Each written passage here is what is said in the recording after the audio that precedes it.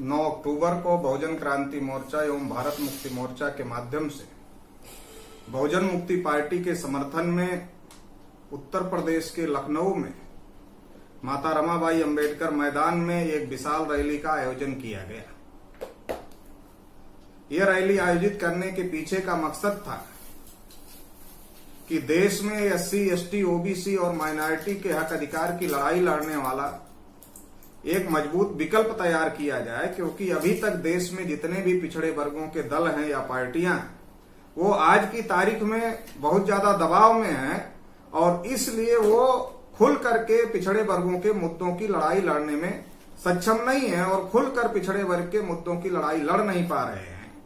जिनके मुद्दे राजनीति में चर्चा का विषय नहीं बनते, उनके मुद्दों का कभी समाधान नहीं होता, उनकी समस्याओं का कभी समाधान नहीं होता। इसलिए उत्तर प्रदेश में जिस तरीके से पिछड़े वर्ग के ऊपर अन्याय अत्याचार हो रहे हैं, चाहे वो शिक्षक भर्ती घोटाले का मामला हो, चाहे यूनिवर्सिटियों में नियुक्तियों में ओबीसी के हकमारी का मामला हो, या फिर ओबीसी के फर्जी एनकाउंटर्स का मामला हो, या पिछड़े वर्ग के लोगों की हत्याओं का मामला हो, या उनकी महिलाओं के ऊपर अन्याय अत्याचार का मामला हो, जमीनों पर दबंगों द्वारा अवैध तरीके से कब्जा करने का मामला हो, ऐसे बहुत सारे अन्याय अत्याचार की घटनाएं उत्तर प्रदेश में भी हो रही है। और देश में पिछड़े वर्ग को जो हक अधिकार, चाहे जाति आधारित गिनती का मामला हो, या संख्या के अनुपात में हिस्सेदारी का मामला हो, या फिर हाई कोर्ट और सुप्रीम कोर्ट में भी पिछड़े वर्गों को रिजर्वेशन मिलना चाहिए, इसका मामला हो, ऐसे तमाम मुद्दे राष्ट्रीय स्तर पर भी हैं। निजीकरण में आरक्षण का मामला है, पुरानी पेंशन बहाली का मामला है, तमाम मुद्दे राष्ट्रीय स्तर पर हैं और तमाम मुद्दे प्रदेश स्तर पर हैं।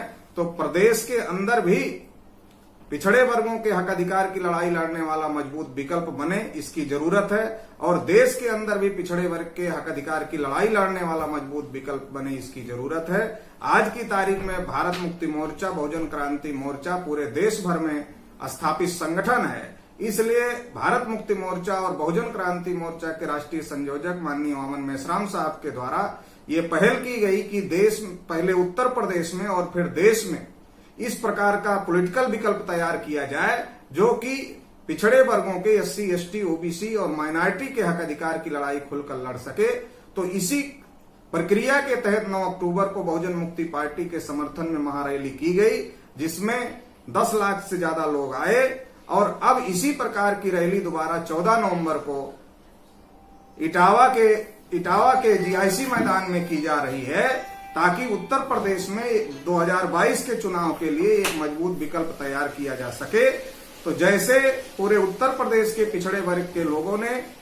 9 अक्टूबर की रैली में बड़े पैमाने पर सहभागिता किया, बड़े पैमाने पर तैयारी किया, उसी प्रकार से राष्ट्रीय पिछड़ा वर्ग मोर्चा के तमाम पदाधिकारियों को, कार्यकर्ताओं को, शुभचिंतकों को और तमाम पिछड़े वर्ग समाज के लोगों को हम ये आह्वान करना चाहते हैं कि 14 नवंबर की इटावा की महारैली के लिए भी पूरी ताकत के साथ में तैयारी करें और बड़ी से बड़ी संख्या में 14 नवंबर को इटावा के जीआईसी मैदान में पहुंचकर महारैली को सफल बनाएं, ताकि हमारे हक अधिकार की लड़ाई को मजबूत किया जा सके। धन्यवाद।